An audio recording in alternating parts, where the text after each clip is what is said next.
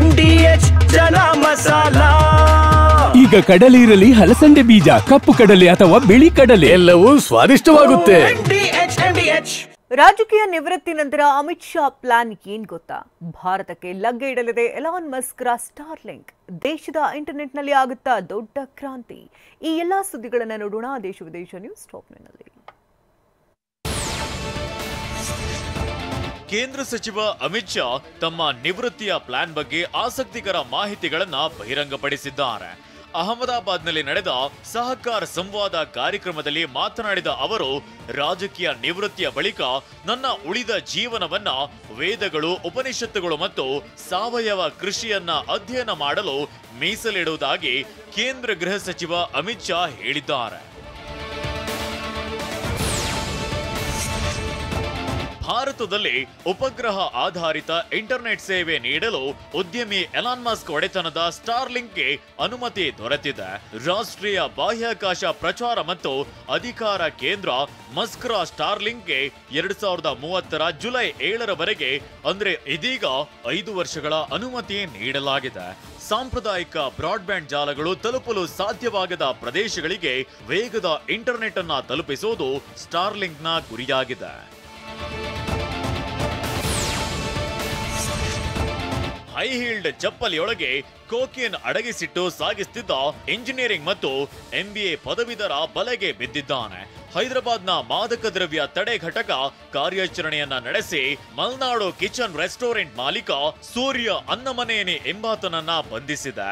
ಪ್ರತಿಷ್ಠಿತ ಹೋಟೆಲ್ ಮತ್ತು ರೆಸ್ಟೋರೆಂಟ್ಗಳಿಗೆ ಮಾದಕ ದ್ರವ್ಯ ಪೂರೈಸಲಾಗ್ತಿದ್ದು, ಈ ಜಾಲವನ್ನ ಭೇದಿಸಿರೋ ಪೊಲೀಸರು 5 ಹೋಟೆಲ್ ಉದ್ಯಮಿಗಳು ಸೇರಿದಂತೆ ಒಟ್ಟು 25 ಮಂದಿಯನ್ನ ಬಂಧಿಸಿದ್ದಾರೆ. ಹಿಮಾಚಲ ಪ್ರದೇಶದ ಕುಲುವಿನ ಜಿಲ್ಲಾ ನ್ಯಾಯಾಲಯಕ್ಕೆ ಬೆದರಿಕೆ ಕರೆ ಬಂದಿದೆ. ಇಮೇಲ್ ಮೂಲಕ ಬಂದಿರುವ ಈ ಬೆದರಿಕೆ ಕರೆಯಲ್ಲಿ ಜಿಲ್ಲಾ ಸೆಷನ್ಸ್ ನ್ಯಾಯಾಲಯವನ್ನ ಬಾಂಬ್ನಿಂದ ಉಡಾಯಿಸುವುದಾಗಿ ಬೆದರಿಕೆ ಹಾಕಲಾಗಿದೆ. ಈ ಬಾಂಬ್ ಬೆದರಿಕೆ ಕರೆಯ ಮೇಲ್ ಬರುತ್ತಿದ್ದಂತೆ ಜಿಲ್ಲಾ ಪೊಲೀಸರು ಕೂಡಲೇ ಸ್ಥಳಕ್ಕೆ ಆಗಮಿಸಿ ಮೂಲೆ ಮೂಲೆಯನ್ನ ತಪಾಸಣೆ ಮಾಡಿದ್ದಾರೆ. ಮಹಾರಾಷ್ಟ್ರ ಮತ್ತು ಮುಂಬೈ ಈಗ ಬಾಂಗ್ಲಾದೇಶದಿಂದ ಬಂದಿರುವ ಅಕ್ರಮ ವಲಸಿಗರ ತಾಣವಾಗುತ್ತಿದೆಯಂತ ಬಿಜೆಪಿ ನಾಯಕರು ಆರೋಪಿಸುತ್ತಿದ್ದಾರೆ.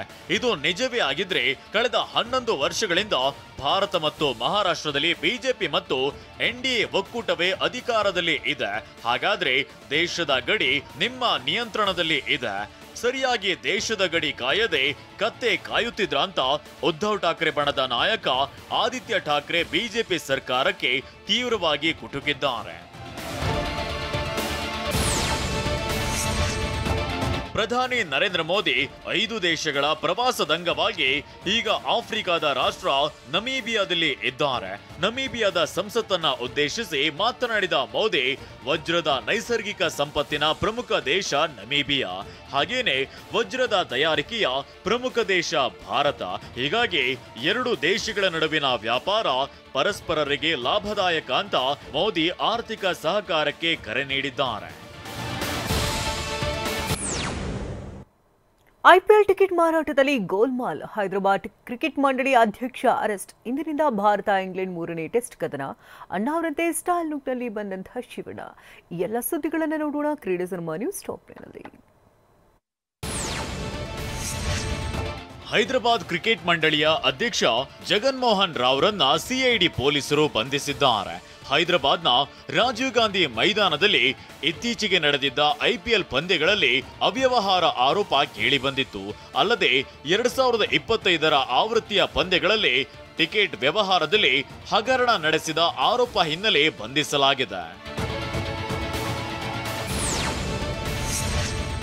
ಬ್ಲಾಕ್ ಮಾರ್ಕೆಟ್ನಲ್ಲಿ IPL ಟಿಕೆಟ್ಗಳನ್ನ ಮಾರುವ ದುರುದ್ದೇಶದಿಂದ SRH ಫ್ರಾಂಚೈಸಿಯನ್ನ ಬೆದರಿಸಿ ಜಗನ್ಮೋಹನ್ ರಾವ್ ಬ್ಲಾಕ್ ಮೇಲ್ ಮಾಡಿದ ಆರೋಪವಿದೆ. ಪಂದ್ಯಕ್ಕೂ ಮುನ್ನ ಕಾರ್ಪೊರೇಟ್ ಬಾಕ್ಸ್ ಲಾಕ್ ಮಾಡಿದ್ದು, ಇನ್ನಷ್ಟು ಉಚಿತ ಟಿಕೆಟ್ಗಳಿಗೆ ಬೇಡಿಕೆ ಇಡಲಾಗಿದೆ. ಈ ಎಲ್ಲವೂ SRH, HCA ಮತ್ತು BCCI ನಡುವಿನ ತ್ರಿಪಕ್ಷೀಯ ಒಪ್ಪಂದದ ಉಲ್ಲಂಘನೆ ಅಂತ SRH ಹೇಳಿದೆ. ಟೀಂ ಇಂಡಿಯಾ ಯುವ ವೇಗಿ ಹಾಗೂ ಆರ್ಸಿಬಿ ತಂಡದ ಯಶ್ ದಯಾಳ್ ವಿರುದ್ಧ ಯುವತಿ ಲೈಂಗಿಕ ಕಿರುಕುಳ ಆರೋಪ ಮಾಡಿದ್ಲು. ಎಫ್ಐಆರ್ ಕೂಡ ದಾಖಲಾಗಿದೆ. ಇದೀಗ ಈ ಆರೋಪಗಳಿಗೆ ದಯಾಳ್ ಪ್ರತಿಕ್ರಿಯಿಸಿದ್ದಾರೆ. ಯುವತಿಯೇ ತನ್ನ ಐಫೋನ್, ಲ್ಯಾಪ್ಟಾಪ್ ಕದ್ದಿರುವುದರ ಜೊತೆಗೆ ನನ್ನಿಂದ ಲಕ್ಷಾಂತರ ರೂಪಾಯಿಗಳನ್ನ ಪಡೆದಿದ್ದಾಳೆ ಅಂತ ಉತ್ತರ ಪ್ರದೇಶದ ಪ್ರಯಾಗ್ರಾಜ್ನಲ್ಲಿ ಪ್ರತಿದೂರು ದಾಖಲಿಸಿದ್ದಾರೆ. 666 ಆಪರೇಷನ್ ಡ್ರೀಮ್ ಥಿಯೇಟರ್ ಸಿನಿಮಾದಲ್ಲಿ ಧನಂಜಯ್ ಅವರ 2 ಲುಕ್ ಬಿಡುಗಡೆ ಮಾಡಿದ ಚಿತ್ರತಂಡ ಇದೀಗ ಶಿವಣ್ಣರ ಫಸ್ಟ್ ಲುಕ್ ಅನಾವರಣ ಮಾಡಿದೆ. ಸೂಟ್ ಧರಿಸಿ ಕೈಯಲ್ಲಿ ವಿಂಟೇಜ್ ರಿವಾಲ್ವರ್ ಹಿಡಿದು ಶಿವಣ್ಣ ಖಡಕ್ ಲುಕ್ ಕೊಟ್ಟಿದ್ದಾರೆ. ಡಾಕ್ಟರ್ ರಾಜ್ಕುಮಾರ್ ಅವರ 999ರ ಬ್ಲಾಕ್ ಬಸ್ಟರ್ ಸ್ಪೈ ಚಿತ್ರಗಳ ರೀತಿಯೇ ಶಿವಣ್ಣ ಕೂಡ ಸ್ಪೈ ಪಾತ್ರ ಮಾಡುತ್ತಿರುವ ಸುಳಿವು ದೊರಕಿದೆ.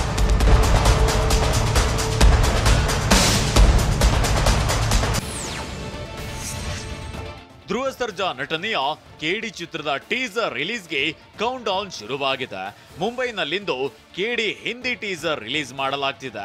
ಹೀಗಾಗಿ ನಿನ್ನೆ ಮುಂಬೈಗೆ ಬಂದಿಳಿದಿರೋ ಕೇಡಿ ಆಕ್ಷನ್ ಪ್ರಿನ್ಸ್ ಧ್ರುವ ಸರ್ಜಾಗೆ ಭರ್ಜರಿ ಸ್ವಾಗತ ಸಿಕ್ಕಿದೆ.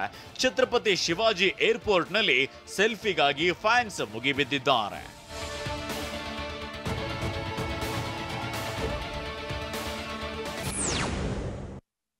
ವಾಹ್, ಯಾಕೆ ಈಗ ಬಂತ ಸ್ವಾದ? ಖಂಡಿತ ಈಗ ಬಂತು ಅಸಲಿ ಸ್ವಾದ. MDH chunky chaat masala life ಅಲ್ಲಿ ಅಸಲಿ ಸ್ವಾದ ತರುತ್ತೆ. ಅಸಲಿ ಮಸಾಲ, ಎಸ್ ಎಸ್ MDH.